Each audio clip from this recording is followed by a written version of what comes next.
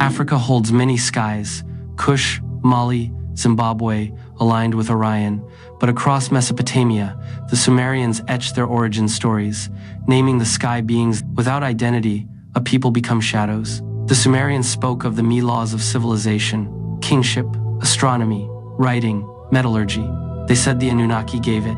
Genesis tells of the sons of God. Enoch speaks of watchers descending, teaching forbidden knowledge. That was inheritance scattered, renamed, but never erased. Across Mesopotamia, the Sumerians etched names for the sky beings. Sumeria, around 3100 BCE, marks the beginning of civilization as we know it. They gave us writing, mathematics, astronomy. On clay tablets, they documented trade, law, even the movement of planets.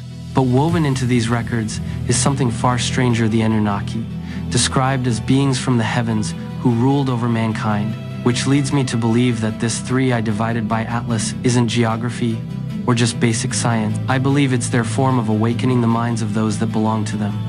Just fascinating. Without identity, a people fade into shadows, symbols remain. So what does that mean for us now? That they're still around? Their cycle isn't finished. The texts weren't just history, they were warnings. Every 3,600 years, their shadow crosses again. Nibiru, the wandering planet. And if the timing's right, we're close. A comet streaks across high-pitched shimmer sound. Sleek, futuristic starships slice silently through the sky. A deep, resonant hum swells, vibrating in the chest. A Doppler shift as they pass overhead. Silence follows instantly. Mesopotamian star charts glowing soft metallic chime. They named the Anunnaki sky beings inscribed into clay in memory. The so-called 3i divided by Atlas. To some, it's just an obscure curiosity, a comet, a meteorite. But to others, it's a portal, a coded manuscript, pointing towards something humanity was never meant to forget. Why does this atlas seem to echo symbols older than civilization itself?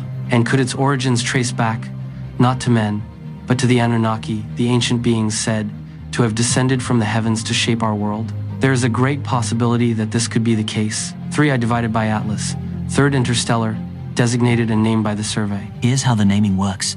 3 signifies that this is the third interstellar object confirmed.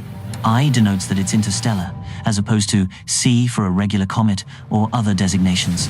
Atlas refers to the asteroid terrestrial impact last alert system, the survey telescope network that discovered it.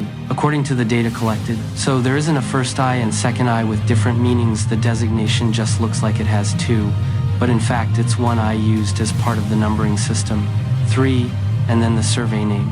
Why does this atlas seem to echo symbols older than civilization itself? And could its origins trace back, not to men, but to the Anunnaki, the ancient beings said to have descended from the heavens to shape our world? To understand why this matters, we turn to Sumeria, the first civilization. Over 5,000 years ago, its people invented writing, cuneiform, inscribing their history on clay tablets. And what they recorded was extraordinary. They spoke of the Anunnaki, powerful beings who came from the sky, not as myths, not as metaphors, but as rulers, teachers, and creators. They mapped the heavens, charted agriculture, laid the foundation of law, as if knowledge itself had been handed to them. Gilgamesh sought it. Pharaohs entombed themselves for it. Today's billionaires chase it in labs. But the Anunnaki, they mastered it. They shaped clay with divine essence, engineering humanity. Immortality wasn't just about living forever, it was about ruling forever. So what does that mean for us now, that they're still around? Their cycle isn't finished. The texts weren't just history, they were warnings. Every 3,600 years, their shadow crosses again. Nibiru, the wandering planet. And if the timing's right, we're close. They were gods, beings who knew more, and ruled because of it. But the 3i Atlas is humanity's key. If we reclaim who we are, what we inherited, and see past the illusion of immortality, then they lose their grip. Why? Because the more we focus on eternal life, the less of our mortal lives we truly enjoy. We waste so much precious time worrying about the things we can't control. This is a hindrance and an inspiration killer. An echo whispers, an atlas that remembers before memory itself. Ziggurats rose. Winged figures watched as stars traced their roots. The Mesopotamian and Akkadians worshipped and reverenced the gods. The mosque, the cathedrals, the synagogues all stem from these ancient temples that were created for the meeting of the gods. the adaptation of Moses going up to the Mount Sinai and being in the presence of God or the gods. He wore a veil to interact with the crowd. The essence of the gods was upon him. The people stood afar off. We see where this allegorical poem originated from.